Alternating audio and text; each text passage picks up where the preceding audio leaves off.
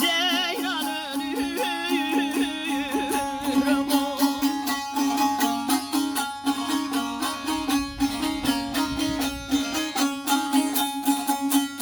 ay oğlu yüzme vefalı kardeş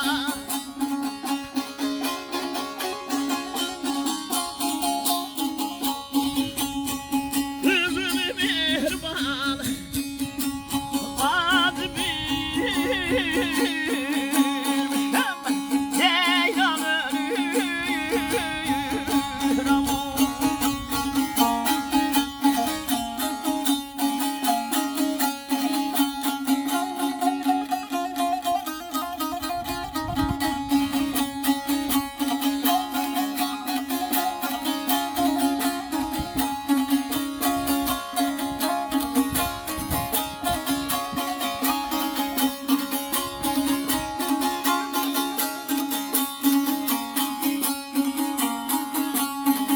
ey vətən mən sənin gözəlliyini